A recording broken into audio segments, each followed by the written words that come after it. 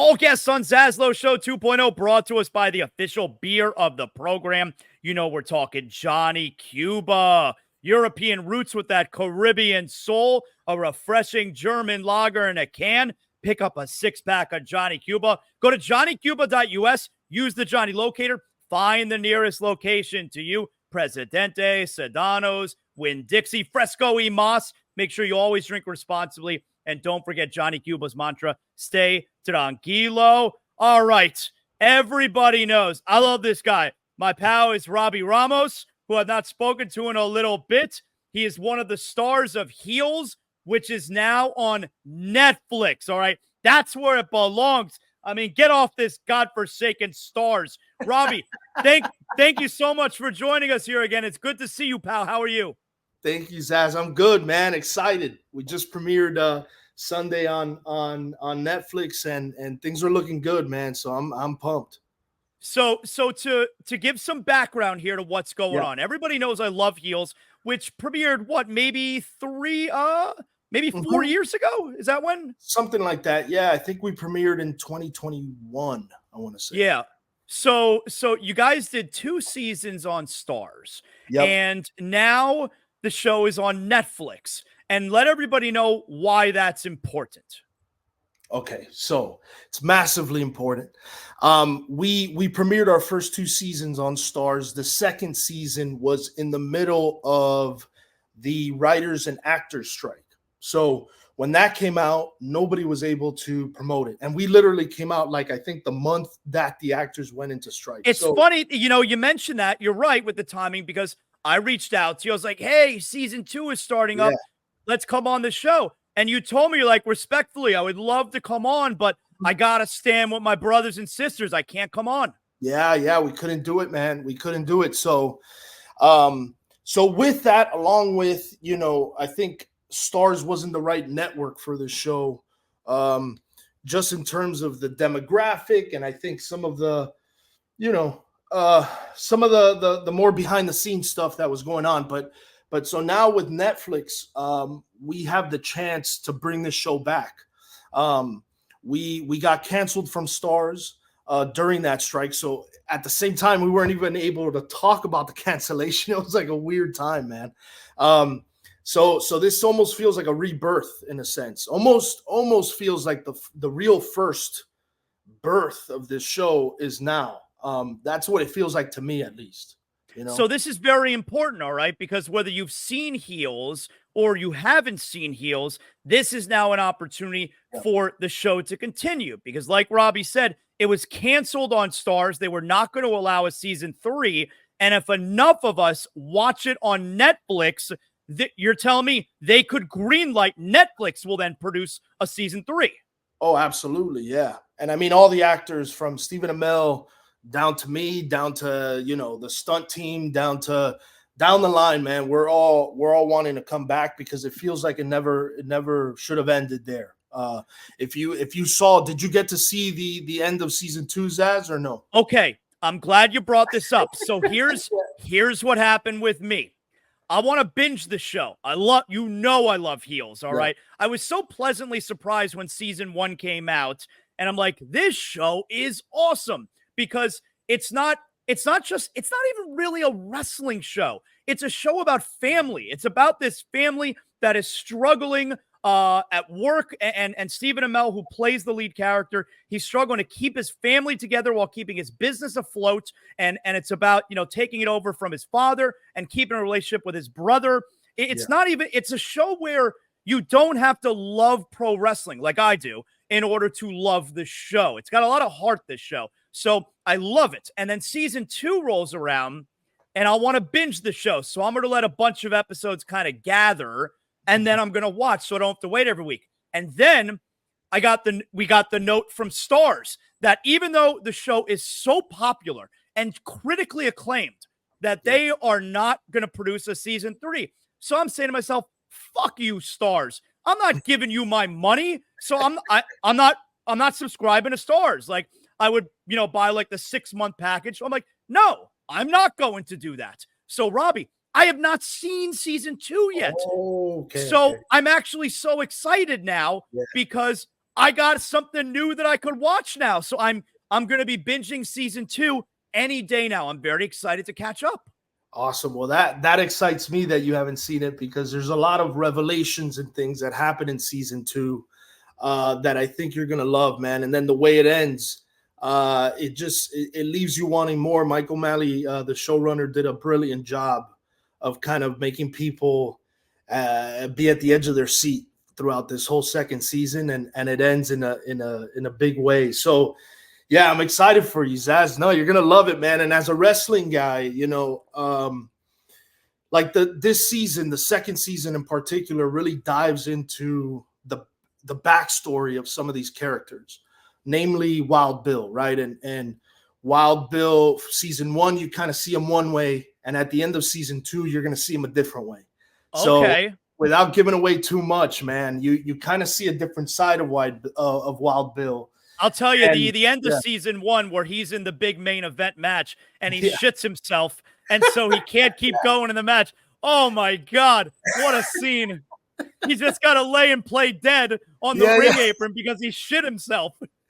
Brilliant, man. And Bauer plays him so well, dude. And in season 2, I was able to be in a lot of scenes with Bauer, because they kind of did a thing with Diego and Wild Bill, which I'll let you discover as well. But so there was a lot of scenes between me and Chris Bauer, who plays Wild Bill. And for me, it was like he already feels a lot like a mentor to me. So it wasn't a stretch to play this Diego guy who's now being mentored by Wild Bill, right? So for me, it was kind of like, life imitating art, right? Or art imitating life. That's what it felt like.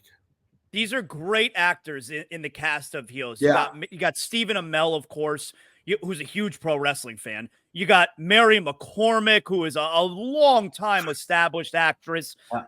Mike O'Malley, as Robby mentioned there. And you're around the same age as me. Do you remember when Mike O'Malley used to host Guts on Nickelodeon? Of course I do, yeah. What a show. What a show Guts was. Yeah. And Mike's a great guy, Zaz. I'm going to see if he can come on here because... Oh, that'd be great. Yeah. He's a great guy, a family man.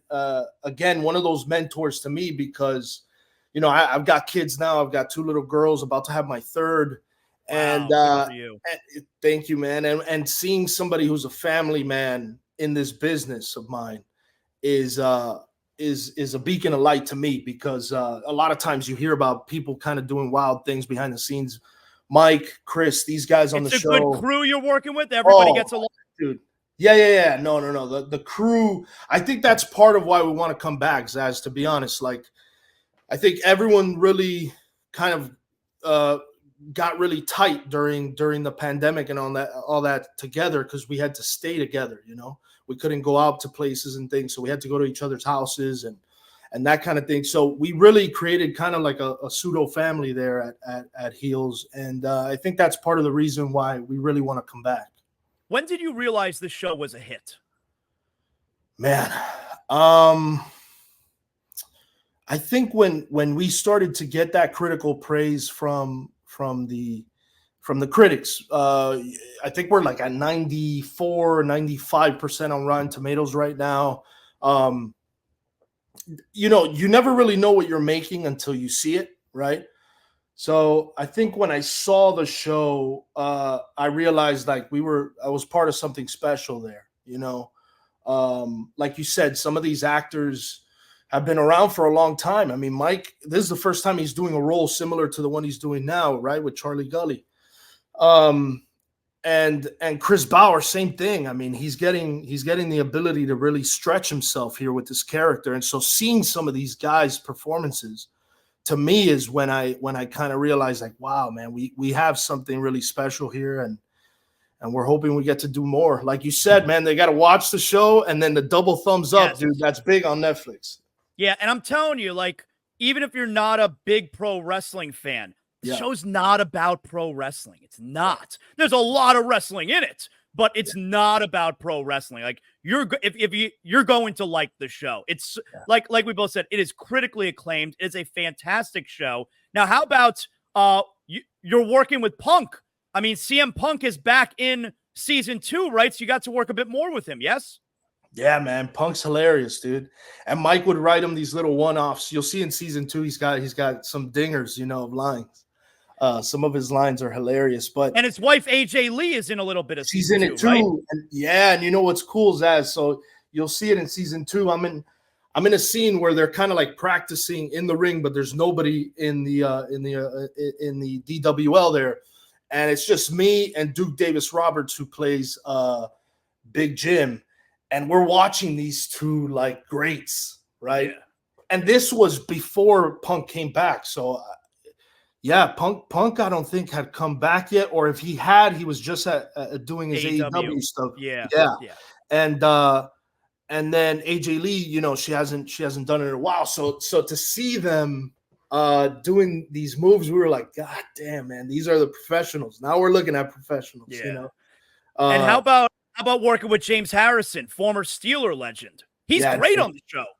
He is, dude. Yeah. Yeah, I told him that. I was like, man, I'm surprised how good you are and natural that he is on screen. I also think like we had good chemistry, him and I, because Diego and him are around quite a bit in that season 1. James is fantastic, man. He to me, he's like a gentle giant, because we never saw that dark side, that he had on the field, man. He was always like this really lovable character on set, and he's got kids too. When we talk about family, man, like the show is riddled with them, man. So for me, the show's about family. You say it's not about wrestling. It really is about family. And I think they did a good job of casting people who naturally have that ability to kind of come off lovable on screen. And so you fall in love with these characters, Now, I know we've spoken before. When you started the show, you weren't like a pro wrestling fan. You didn't have a ton of knowledge of pro wrestling. Right. So what have you learned throughout this? Like, is there an area of pro wrestling now that you especially appreciate? Yep. Yeah, totally. I learned that it's an art, man. I don't know. I for some reason, I never got into it as a kid. And so I never caught that bug, right? It feels like a lot of wrestling fans get it as a kid and then they just kind of hold on to it, right? And it's almost like a nostalgic thing for you guys. Yeah. I never had that. So I came at it from a purely kind of research level when I first got the role. And I started to research these different guys and the stories. And one of the things I love about heels that people tell me about is kind of like that thing of Jack Spade. He's the writer behind the scenes, right? He's writing these kind of story arcs for these characters. And for me, that's where I fall in love with it now. Like now I can watch wrestling and appreciate it, because I realize like how hard it is to get the crowd invested in the trajectory of a character that might not be real, right? So you have these older generation fans who are completely invested in what happens to Cody Rhodes, right? And that story of Cody Rhodes.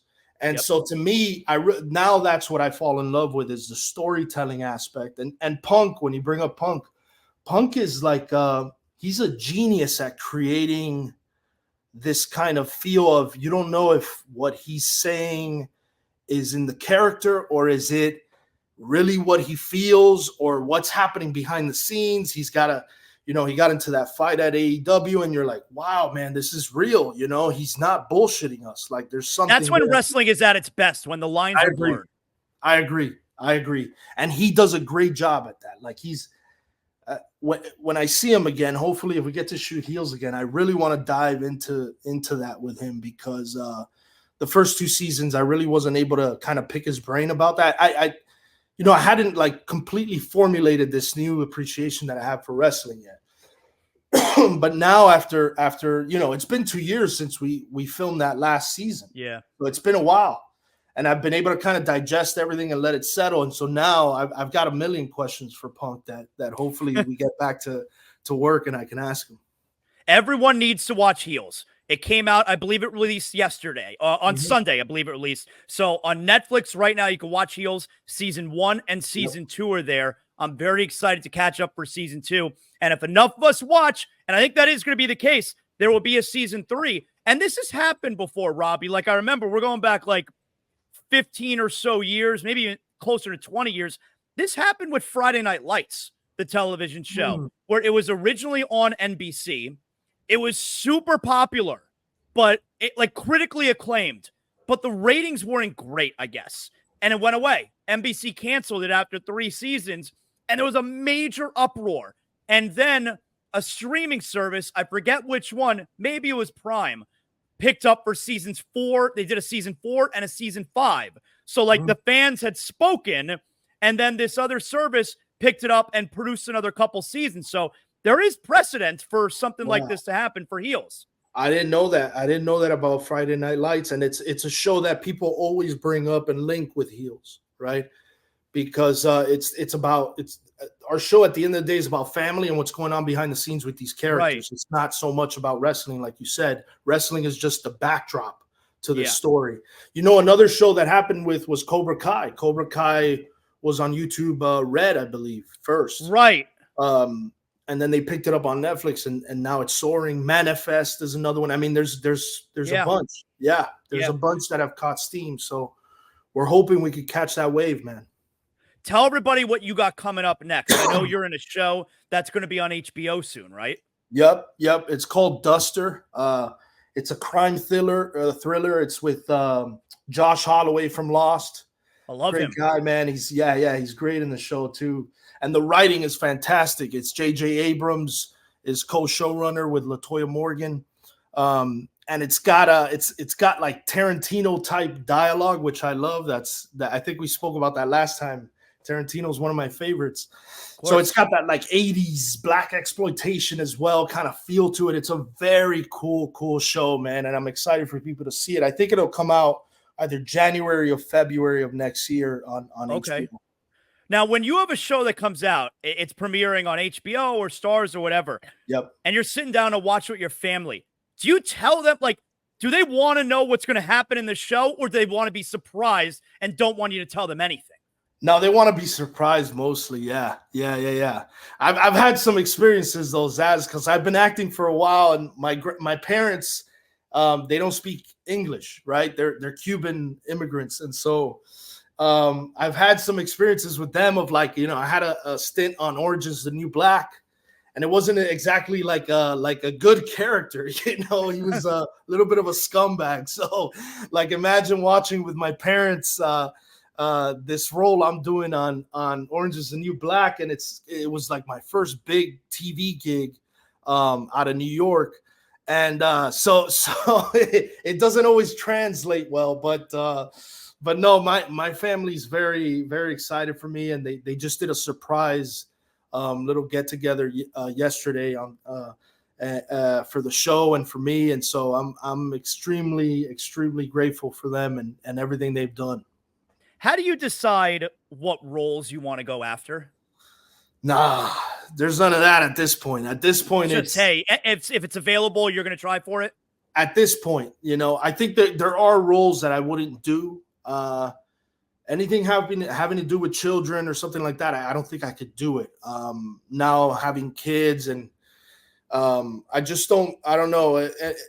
I'd have to think about it pretty hard, you know. But essentially, I'd do anything. I'm you know, an actor work for hire here. We're trying to, you know, raise a family and do what we got to do. So luckily, though, you know, the auditions I've been getting and the kind of roles and the opportunities have been really good. So I can't complain about that. This may sound like a stupid question. Is it hard to memorize the script? Listen, if you get in your head, it is. You know, I without naming any actors, I've seen a few where, you know, the lines just for whatever reason that day, the lines go away, and they've been memorizing, and, you know, whether it's the lights, the whatever happened that day, they're, you know, they don't remember their lines, and it's the scariest thing in the world, Zaz, to see. But what it does to me, at least, is that it makes me double down on preparation and making sure that I show up on set with absolutely everything memorized, and I know it like the back of my hand, so that I'm not thinking about it. If you're thinking about it, there's no way you can act. So, yeah. But yeah, it's a scary thing if you lose it. I'm also a theater actor, so I come from doing theater, and, you know, you're doing it there on the spot. And if you forget your lines, you got to go off script, see what happens, and try and find your way back around, you know. On TV, at least, you could just be like, cut, and then we go again. But yeah, it's terrifying, dude. Robby, do you still have your podcast that we could let everybody know about? Yeah, Dropping Character. It's got all, well, if you're a fan of heels, Dropping Character is the place, because we go real in depth with the making of heels. I had every actor on there. I had Michael Malley on there. And then I've also had other actors from the industry as I've gone on working. We've got some lost episodes now because of the strike, I wasn't able to, produce any more of those shows because people weren't, going to be able to talk about any of their projects or things like that. So we're looking to bring it back. But if you're watching Heels seasons 1 and 2, I would say go back and check out some of those early episodes of Dropping Character, because you're going to get a lot of context to what's happening in the show.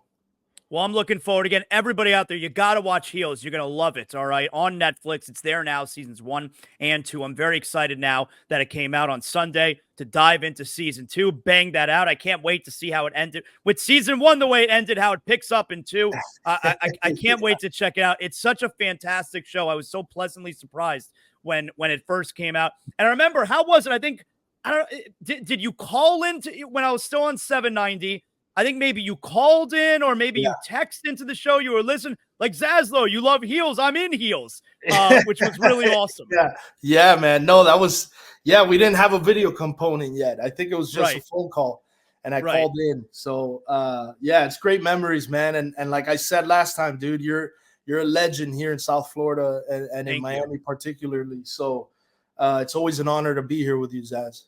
Thank you. We'll do this again. Hopefully, like, Heels will be picked up for a 3rd season with Netflix. We'll do this again. But either way, hopefully we run into each other sometime here in South Florida real soon. We could get a beer or something.